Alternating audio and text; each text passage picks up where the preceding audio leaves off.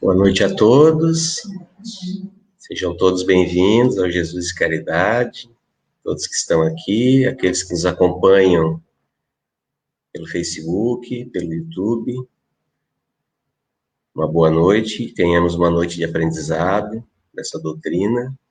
Vamos iniciar então, serenando os nossos corações, nos conectando a Deus, nosso Pai maior, a Jesus, nosso mestre, nosso guia, aos nossos mentores espirituais e toda a equipe de espíritos simpáticos, espíritos benfeitores que nos auxiliam, pedindo que tenhamos uma noite de entendimento, de aprendizado, e que tenhamos a coragem, a força de levar, colocar em prática nas nossas vidas esses aprendizados. Passamos então em pensamento a oração que o Mestre nos ensinou. Pai nosso, que estais em toda parte, santificado seja o vosso nome. Venha a nós o vosso reino, seja feita a vossa vontade, aqui na terra como em todo o universo. O pão nosso de cada dia dai-nos hoje. Perdoa, Pai, as nossas ofensas, assim como nós perdoamos aqueles que nos ofendem, e não nos deixe cair nas tentações. Que assim seja. Nós recebemos hoje a Regina Serafim, ela é do Consolador Prometido. É a primeira vez que ela faz uma exposição doutrinária aqui no Jesus e Caridade, então vamos vibrar para que a Regina consiga passar o que ela preparou com tanto carinho para todos nós. Regina, a palavra é sua. Muito obrigada ao Jesus e Caridade pelo convite, obrigada ao Rogério pela recepção, e gratidão a Deus, por podermos estar com saúde para estar aqui reunidos em nome de Jesus para falar dessa abençoada doutrina. Tá, o som tá bom, Rogério? A altura tá bom? Muito bem. Hoje nós iremos falar sobre os mecanismos da justiça divina. A lei de ação e reação, ou como intitulou Kardec, a lei de causa e efeito. A lei de ação e reação, que tem este livro de André Luiz, ela foi baseada na lei da física de Newton, que diz que uma força, usando uma força, ela vai voltar com a mesma intensidade ou com força maior. Kardec pega esse parâmetro da lei da física de Newton e faz uma outra leitura, que, na verdade, é a explicação do mecanismo da justiça divina, quando Deus diz para que cada um de nós responda pelas escolhas que nós fazemos. Isto é, cada um de nós é responsável pela escolha que faz. Nós vamos dar conta dessas escolhas que sejam para o bem ou para o mal. Então, ela fica mais leve, esta forma que Kardec traz a doutrina espírita, que nós vamos colher a nossa semeadura.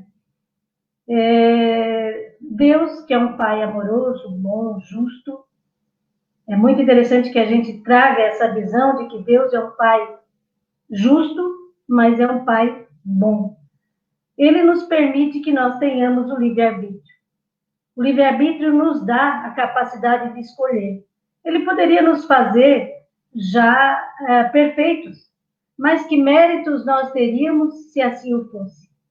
Então, quando nós realizamos as escolhas, na verdade, nós estaremos aí trilhando o nosso caminho, fazendo a nossa construção pessoal.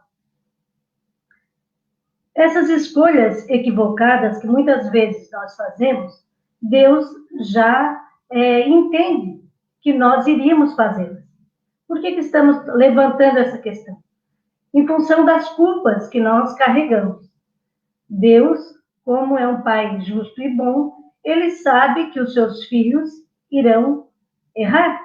Assim como nós, como pais imperfeitos que somos, Ao ensinarmos um filho a fazer alguma coisa, a caminhar, por exemplo, nós vamos dar várias chances a ele para que ele possa correr.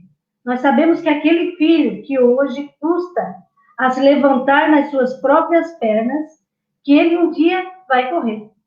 Que aquele ser tão indefeso, que bota um pezinho, depois o outro, muito medo, amanhã estará correndo e andando por tudo.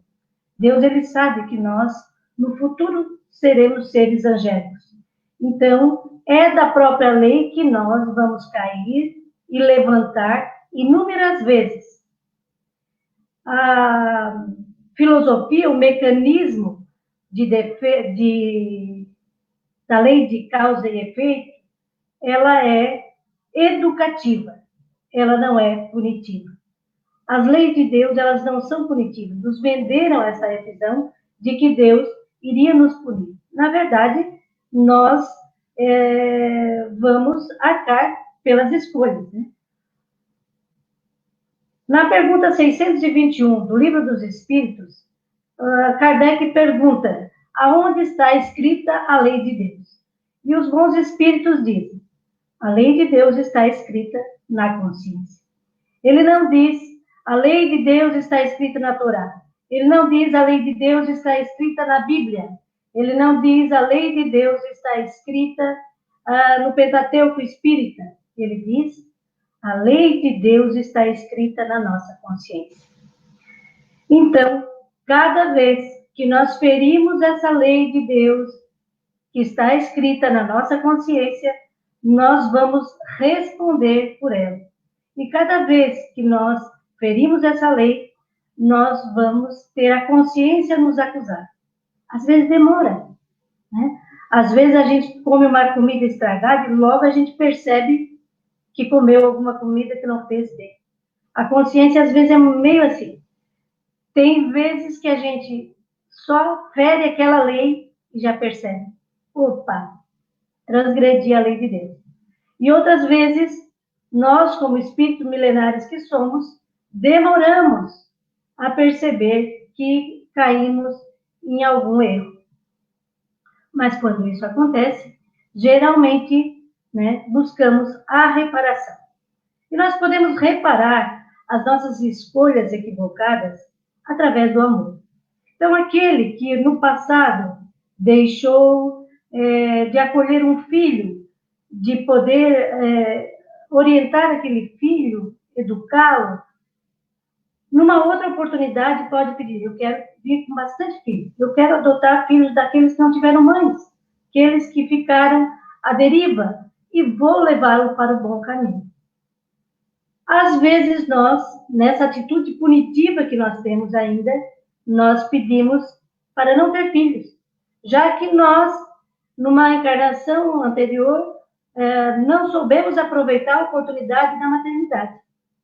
Então, são escolhas, novamente, muitas vezes, do espírito, quando ele tem condição já de decidir. Então, o sofrimento, ele advém quando nós nos distanciamos muito dessas leis de Deus que estão escritas na nossa consciência. Deus, ele sabe que nós vamos errar. É o método pedagógico de Deus. O erro e o acerto. A hipótese e depois ver se aquilo vai dar certo. E assim nós vamos caminhando. Porque nós aprendemos também no erro. Como diz Thomas Edison, quando ele foi fazer o filamento da lâmpada, ele conseguiu fazer esse filamento quando ele estava na milésima tentativa. Né? Os que trabalhavam com ele disseram assim: tá, mas nós já fizemos 400 vezes quando estava em 400 e não acertamos. Ele diz: então 400 vezes nós já sabemos que não devemos fazer assim. E ele, é uma frase dele: eu aprendi mais nos meus erros do que nos meus acertos. Então o erro faz parte também do nosso aprendizado. Mais uma vez dissemos que a lei de Deus, ela é educativa e não punitiva. Chico Xavier, durante muito tempo em Uberaba, recebia as caravanas, muitas caravanas de pessoas que haviam perdido seus familiares em desencarne, às vezes de forma brusca, para que ele psicografasse cartas desses entes queridos. Então, isso era milhares de pessoas, toda semana, que estavam lá em Uberaba para receber uma carta. Nem todos recebiam. Aqueles que tinham mais necessidade, que tinham um vínculo maior, enfim, aqueles que mais necessitavam, essa carta chegar. E, então, numa carta de uma família que havia os 3 filhos adolescentes desencarnados por afogamento numa piscina. Eles foram fazer uma festa num sítio, foram convidados para o aniversário, e lá tinha essa piscina. Todos os 3 sabiam nadar, porém, o menor caiu na piscina, não conseguiu nadar, se afogou. O do meio foi tentar salvar o irmão, afogou-se também. E o terceiro, né, o mais velho, também fez a mesma coisa, tentou salvar os 2 irmãos e também pereceu afogado. Então, naquela carta que era consolo puro e que hoje estão sendo estudadas para que ela se transforme em material de estudo, tão ricas elas eram, esses meninos, adolescentes, vieram dizer que eles não sofreram, que tão logo eles caíram na piscina, familiares já vieram recolhê-los, que eles foram amparados já no primeiro momento. E que José Pereira veio, acolheu-os, colocou eles em bons lugares, deu toda a assistência que eles precisavam. Esse José Pereira, ninguém sabia quem era. Foram pesquisar, descobriram que era um dos fundadores da cidade, da pequena cidade que eles moravam em São Paulo. Pois bem, nesta carta, esses rapazes, eles explicam aos pais que numa encarnação anterior, eles eram soldados da Guerra do Paraguai. E após eles terem vencido uma guerra e estarem os soldados que haviam sido derrotados por ali, né, aprisionados, eles vão num rio e, por querer, para se divertir, sem que ninguém mandasse eles fazerem, eles começaram a jogar aqueles outros soldados derrotados para se afogarem naquele rio. Naquele tempo que isto aconteceu, a consciência deles não acusou esse erro, mas depois ela veio. E esse convívio de eles perceberem que haviam tido essa atitude, esse ato de jogar por querer, por brincadeira, aqueles que estavam já derrotados para se afogarem e eles se divertir, deu a eles uma culpa muito grande.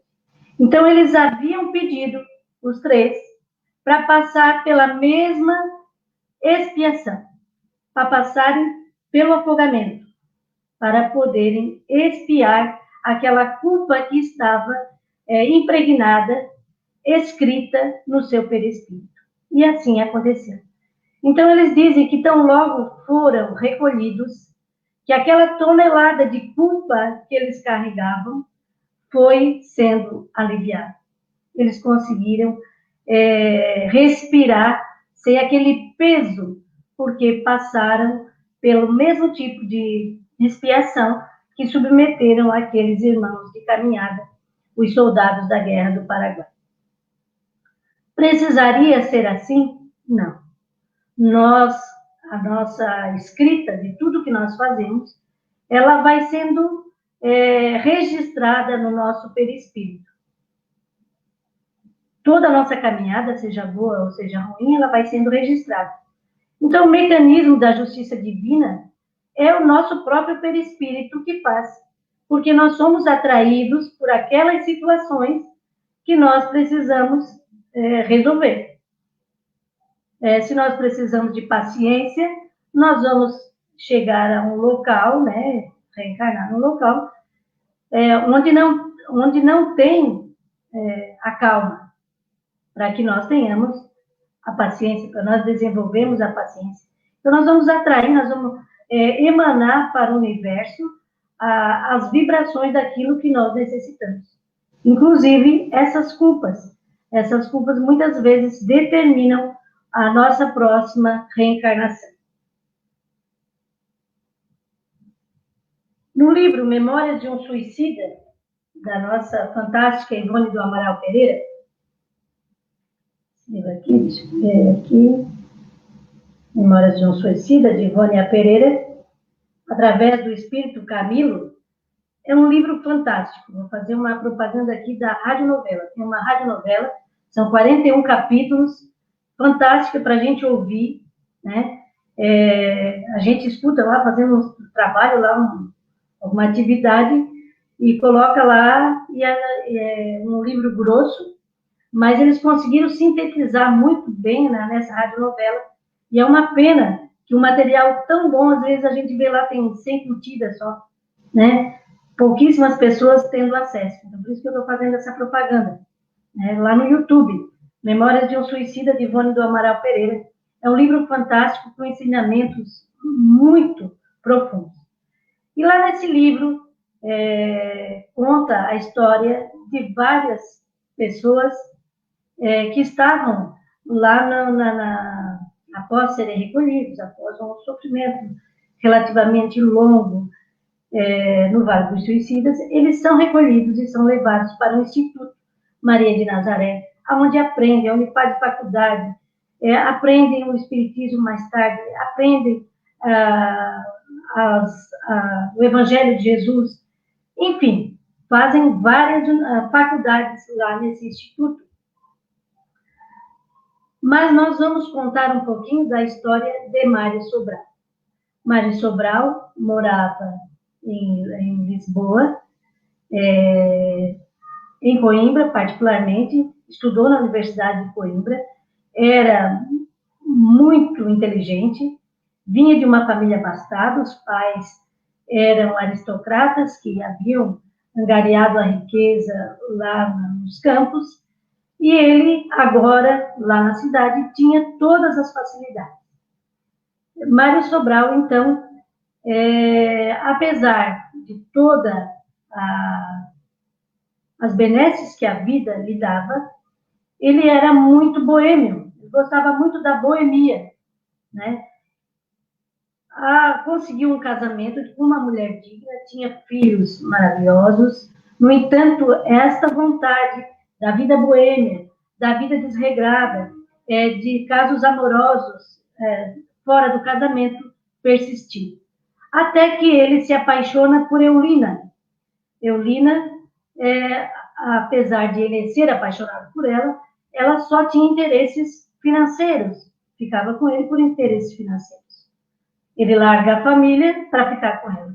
Mas tão logo ele fica sem recursos, porque dilapidou a fortuna da família, ela o abandona e já encontra um outro companheiro. Um dia, Mário Sobral, muito desesperado, vai até a casa de Eulina para se declarar, para pedir para voltar, para pedir para reatar esse romance. Enquanto ele estava lá se declarando, ela começou a rir dele, começou a zombar dele, e ele começou a se enfurecer. E num acesso de raiva, ele esgana a Eulina. Quando ele se percebe, e ela estava desencarnada, ela estava morta, ele se desespera e se suicida também. Mário Sobral, a cada vez que ia contar lá no mundo espiritual essa história, ele dizia: eu não mereço ter mãos. Mostrava as mãos para os companheiros e dizia: essas mãos que mataram Eulina, não merecem estar comigo. Eu não posso mais, ao reencarnar com essas mãos que foram motivo da minha perdição. Né? Como diz lá o Evangelho de Mateus, é necessário que venha o escândalo, mas o escândalo, ai daquele que trouxer o escândalo, se a sua mão for motivo de perdição, né, que venha sem ela. Então, nesse sentido, ele pedia, claro que não era a mão, que a mão não agiu sozinha, né? Quem fez o ato, na verdade, foi Mário Sobral, o espírito raivoso ali naquela hora, que tomou aquela proporção. porém, ele imputava essa pena às suas mãos. E sempre que ia contar essas histórias, a vibração no ambiente daquele instituto baixava tanto que eles foram proibidos de ficar falando aquela história, relembrando aquela história. Mas sempre que ele tinha oportunidade, ele dizia a mesma coisa. Essas mãos que mataram Eulina não merecem mais reencarnar comigo. E assim, quando eles já estavam bem evoluídos, eles tinham aprendido bastante, eles vinham em caravanas aqui na Terra buscar aqueles irmãos que estavam a ponto de cometer o suicídio.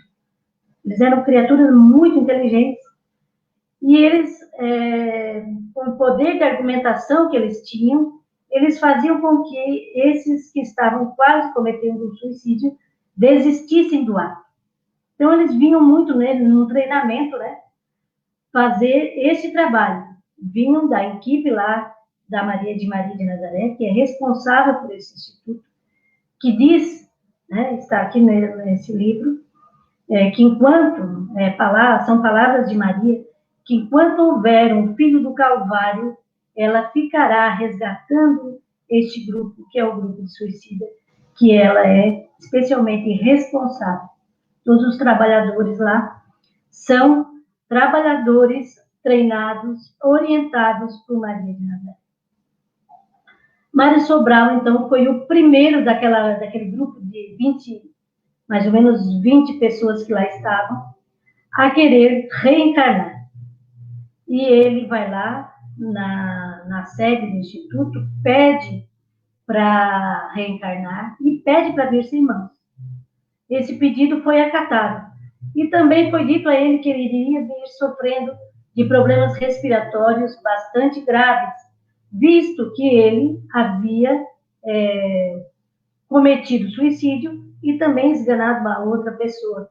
E isso lesionou o seu perispírito. Quando Mário Sobral estava indo para um outro instituto para se preparar para a reencarnação, sabemos que o espírito passa por um processo de diminuição, né? Ficar em miniatura. Ele foi para um outro instituto. Então, os colegas ficaram sabendo que ele iria para lá e realizaram ali uma despedida. E Mário Sobral foi lá, se despediu, todo mundo desejou boa sorte nessa nova jornada. Muitos com medo, né, de fazer o que ele estava fazendo e contentes por ele ter tido a coragem que eles não tinham de voltar. Mário Sobral, quando vai adiante e volta-se para acenar aos colegas que está saindo, já estava sem mãos. Tanto ele disse que ele merecia reencarnar sem mãos, que o perispírito já registrou aquela informação e ele, ao sair do instituto para se preparar, ele já se encontrava sem as mãos. Ele vai reencarnar em São Paulo, numa situação de bastante dificuldade, como os interesses dele eram sempre em prostíbulo, sempre na boemia, ele reencarna através de uma prostituta que, ao vê-lo sem as mãos, o abandona. Tinha uma faxineira que fazia a faxina lá naquele local, resgata aquele espírito, né, aquele ser, e leva para casa para criá-lo. Ela tinha muita dificuldade financeira, morava num barraco já com uma filha, que contava ali uns 10 anos. A mãe e a filha criaram, cuidaram daquela criança com muito problema respiratório, muita dificuldade, mas criaram com muito carinho, com muito amor, com muito desvelo. Até que a mãe desencarna, a mãe adotiva desencarna. E Mário Sobral fica aos cuidados da irmã. E ali eles vão continuando naquela situação de miséria, de dificuldade, um auxiliando o outro.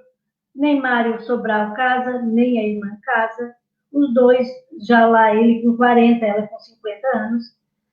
O autor, né, desse livro, que é Camilo Castelo Branco, vem visitar Mário Sobral, para ver se ele decidia a reencarnar, porque ele já estava há 50 anos lá no mundo espiritual e não tinha coragem de voltar, né? Então trouxeram ali para ver Mário Sobral, para ver se ele criava coragem para tomar essa atitude. E quando ele chega ali e vê Mário Sobral naquela situação, ele diz, mas isso aí é um escondo. Como é que Deus permite que Mário Sobral, uma pessoa tão inteligente, tão carismática, esteja numa situação dessa? E então, os mentores ali daquela casa diziam para ele, Camilo, Mário Sobral aqui está dando a volta por si. Ele vai, nessa encarnação, ele vai se transformar. Isso aqui é uma oportunidade onde tu vê miséria, onde tu vê tragédia, onde tu vê abandono, é o mecanismo da justiça divina acontecendo, para que ele dali renasça e continue a sua vida sem aquela culpa, sem aquele medo. E aí, o mentor ali que estava levando o Camilo para ver Mário Sobral, contou que todas as noites, quase, eles vinham ali dar assistência àqueles dois, davam um passe através do sono e do sonho, orientavam aquelas dois seres ali, para que eles continuassem, que eles não perdessem aquela oportunidade que estavam tendo. O mentor perguntou para Camilo, Camilo, tu reconhece esta mulher, a irmã de Mário Sobral? E ele olha aquela mulher que estava costurando na luz da claridade da porta, trazendo o chá para o irmão ali. Ele disse, não, olhe bem. E ele reconheceu ali, Eulina. A irmã de Mário Sobral era Eulina. Aquela que quis lá, no passado, meio que pegar as riquezas de Mário Sobral. E em função, né, dessa atitude, claro que ele também era bastante leviano, né, por isso que os dois se comprometeram tanto com a lei divina, acabam cometendo, né, este ato. E as leis divinas juntam eles para eles resgatar. O que é aqueles 50 anos que os dois viveram ali naquela situação para um espírito imortal, que vai aprender, que vai escrever no seu código divino, no seu perispírito, aquela história de perdão, de refazimento, de cura das culpas e seguir adiante, né? E seguir adiante. A oportunidade de seguir adiante era a oportunidade que Deus estava dando a Mário Sobral, através de todos aqueles trabalhadores da caravana de Maria de Nazaré.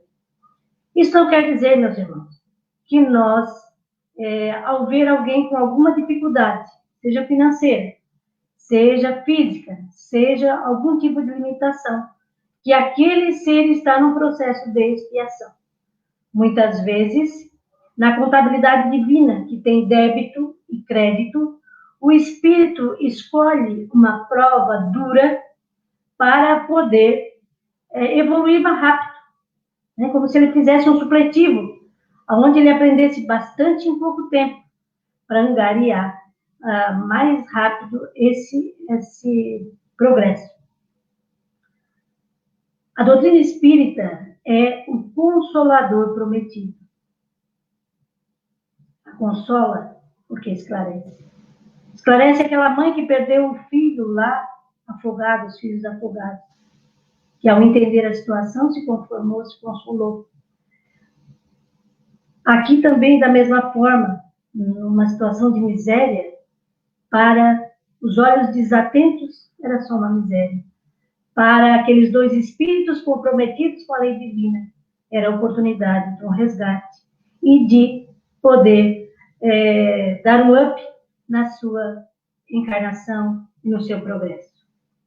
Então, a doutrina espírita nos ensina a não julgar. Jesus já nos ensinava, né? O que ele dizia? Não julgueis para não ser julgado.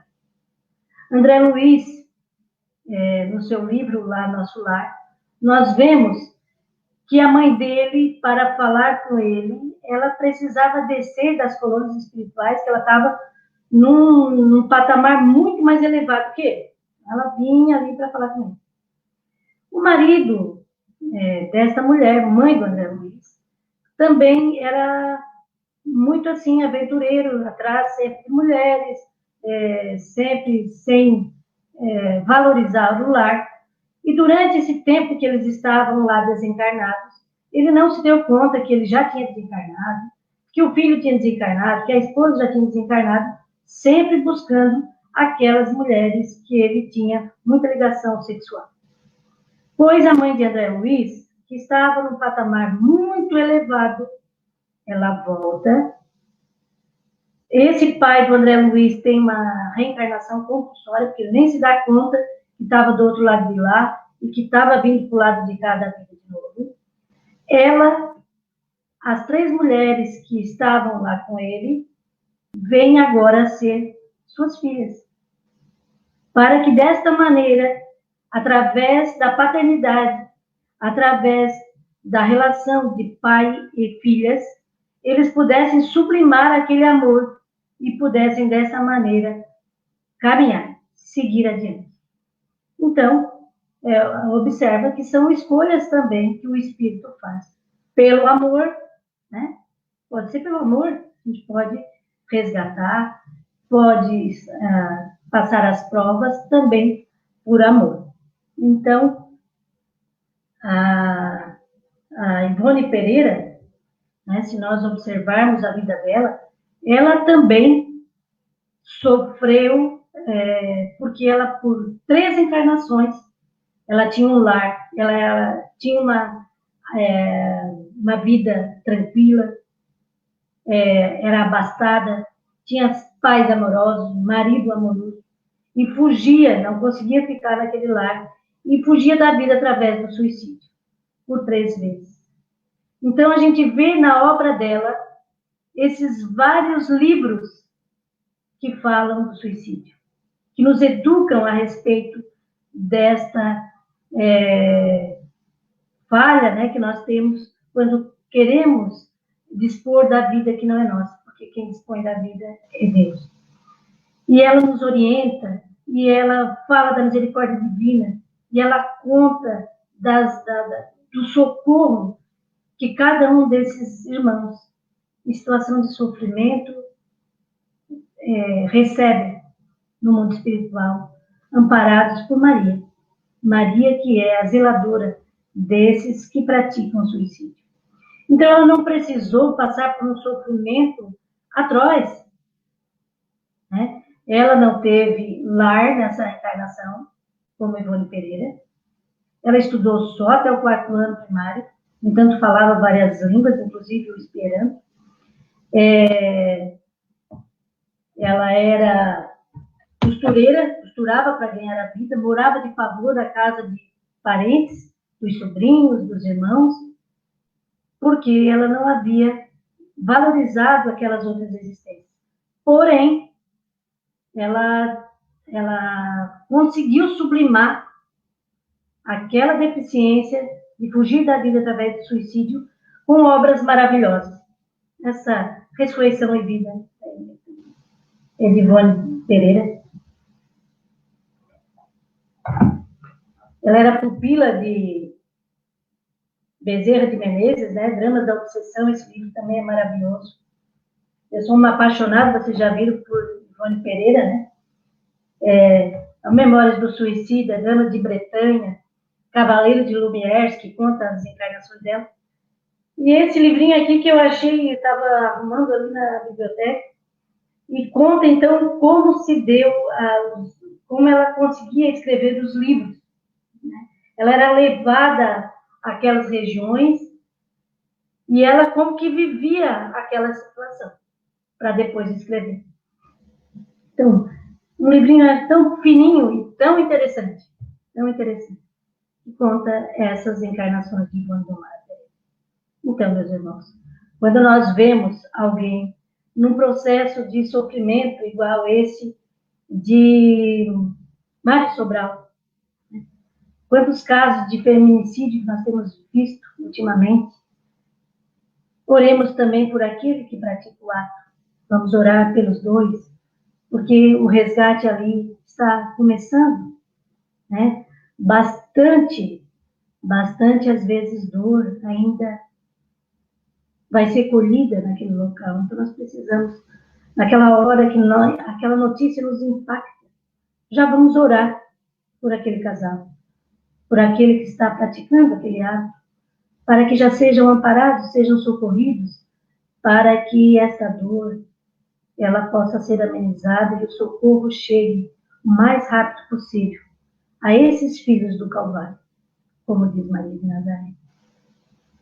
Vinde a mim todos vós que estáis sobrecarregados, e eu vos aliviarei. Comigo o fardo é leve e o jugo é suave, nos diz Jesus. Não importa que situação que tenhamos passado, não importa aonde estamos nesta hora de pandemia, se estamos numa expiação, se estamos em prova, aconteça o que acontecer, sigamos em frente. Jesus nos dá a oportunidade de estarmos aqui reencarnados nessa situação. Podíamos ter partido antes, podíamos ter vindo depois. Se estamos aqui nessa hora, é porque fomos atraídos por esse momento para aprender com ele. Que possamos aprender as melhores lições, as maiores lições, para aproveitar bem essa oportunidade que estamos tendo. Que Jesus, o Divino Amigo, nos proteja.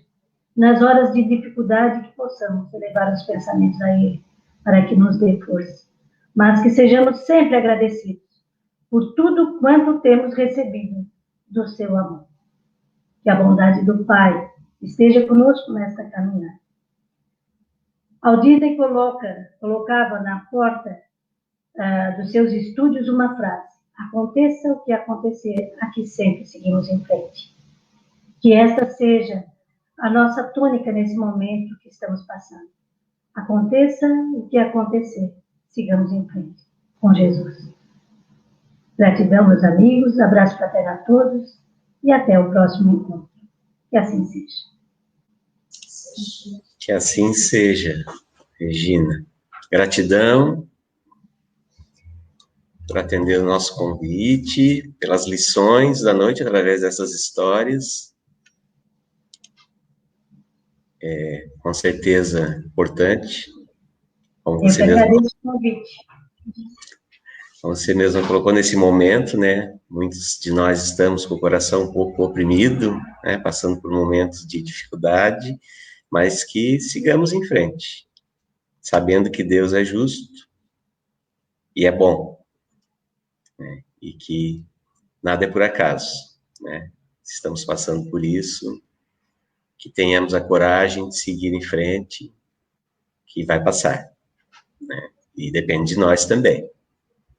Então, gratidão. Vamos dar continuidade. Então,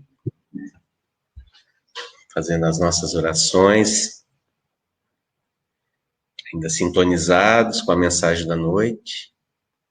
Começamos pedindo por aqueles irmãos que estão nas nossas intenções, encarnados e desencarnados, por aqueles que têm o nome depositado aqui na sala ao lado, na caixinha, encarnados e desencarnados, e para aqueles que estão nos nossos pensamentos, nas nossas intenções.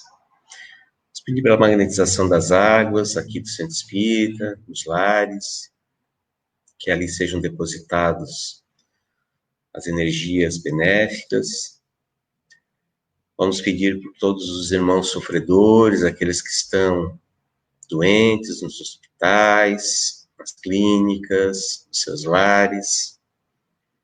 Vamos pedir por aqueles irmãos que estão nos asilos, alguns sofrendo de solidão, nos orfanatos, nos presídios, casas de correção, por aqueles irmãos que estão na rua, que não têm lar, por aqueles irmãos que passam por alguma dificuldade em vícios, enfim, por todos os sofredores. também por aqueles irmãos que já desencarnaram, que possam ser auxiliados, que possam ser encaminhados, por aqueles irmãos que cometeram suicídio, especialmente, já que comentamos, o tema da palestra hoje foi também sobre esse assunto, que sejam amparados, que recebam o nosso carinho, o nosso amor. E pedimos também por nós, que sejamos também amparados, que recebamos as intuições e que possamos trilhar com coragem o nosso caminho, pois sabemos que é importante, que não podemos perder a fé, a coragem, pois aqui estamos para evoluir. Então pedimos essa proteção, esse auxílio dos nossos mentores espirituais, com a permissão de Deus, com o auxílio de Jesus. E dessa forma, então, encerramos fazendo a oração que o Mestre nos ensinou. Pai nosso, que estais em toda parte, santificado seja o vosso nome. Venha a nós o vosso reino, seja feita a vossa vontade, aqui na terra como em todo o universo. O pão nosso de cada dia dá-nos hoje. Perdoa, Pai, as nossas ofensas, assim como nós perdoamos aqueles que nos ofendem. E não nos deixe cair nas tentações. E livra-nos do mal que não precisarmos passar. Que assim seja. Benta, mais uma vez, gratidão. Esperamos nos ver outras vezes, quem sabe presencialmente aqui, né? Na próxima vez. Tomara, né? Isso acabe logo para a gente voltar, né? A trabalhar. Se Deus quiser, logo nos ver aqui presencialmente. Muito obrigado. Nós gratidão. Um abraço do Consolador ao Jesus de Caridade, a todos os trabalhadores que nós estamos vendo ali. Beijo a todos. Sintam-se abraçados, beijados. Daqui a pouco, vacinados, nos encontraremos. Isso mesmo. E um abraço do Jesus e Caridade também para os trabalhadores do Consolador Prometido. Uma boa noite. Boa noite. Boa noite.